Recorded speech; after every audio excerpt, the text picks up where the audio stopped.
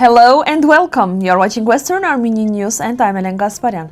Flag of Western Armenia raised in Lyon on November 11 ceremony. Armen Minasian, what makes Artsakh sweet different from occupied imports? False peace. Turkish Tatar atrocities in Artsakh 1917.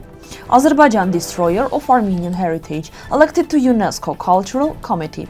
Kajik Harutyunyan, I realized Artsakh was being handed over in a silver platter. Artsvik Sargsyan, people still dream of returning home. The wind sleeps, but the enemy doesn't. Armenian monasteries in Western Armenia still facing destruction. India's Deputy Foreign Minister Sibi George visits Armenian Genocide Memorial. During the Armistice Day ceremony marking the end of the World War I, the flag of the Republic of Western Armenia was raised besides the flags of allied nations, honoring the Armenians who gave their lives for freedom and justice. This act pays tribute to Armenian soldiers in the Allied armies and the Eastern Legion volunteered of 1916 who dreamed of rebuilding a free Armenian homeland. The flag's presence reminds the world that the Great War was also the time of the genocide against Armenians, carried out in silence by powerful empires. The president and government of Western Armenia said the flag symbolizes the Armenian people's historical continuity and devotion to peace, justice, and human dignity. On this day, Western Armenia reaffirms its solidarity with all nations that suffered from war, calling for recognition, justice, and unity. Political scientist Armen Minasian wrote on Facebook, when Artsakh existed, it produced about 150,000 tons of grain each year. Now Armenia plans to import roughly the same amount from Kazakhstan. So tell me, how is Kazakh grain that possessed through occupied Artsakh any better than the grain that once grew freely on our own land?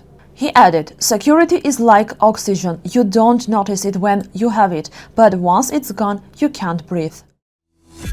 The coexistence of Armenian and Turkic Tatar groups has always led to the same result: hostility and violence. For centuries, Armenians faced massacres and genocidal policies, showing that the real peaceful coexistence was impossible.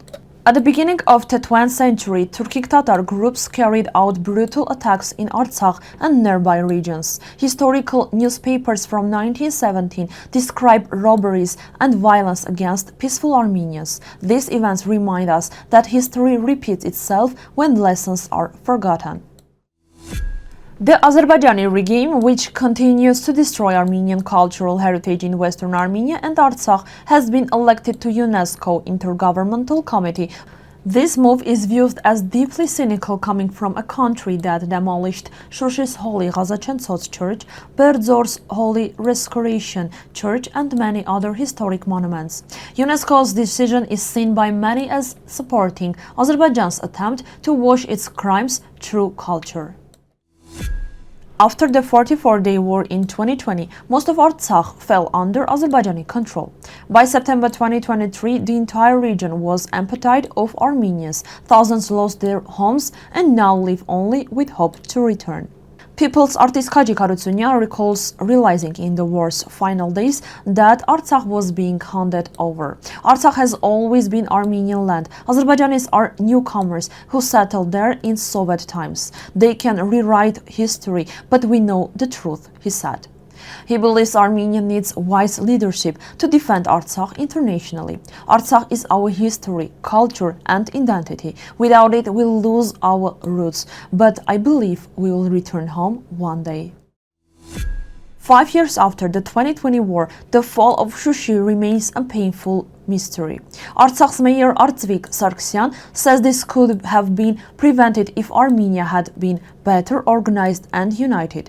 In 1988, we won because we were one. When a nation is divided, it always loses, he said. According to him, Artsakh can only be regained through strength and unity. The enemy will never stop claiming our lands. We must stand together and grow stronger. Only then can our people return to their homes.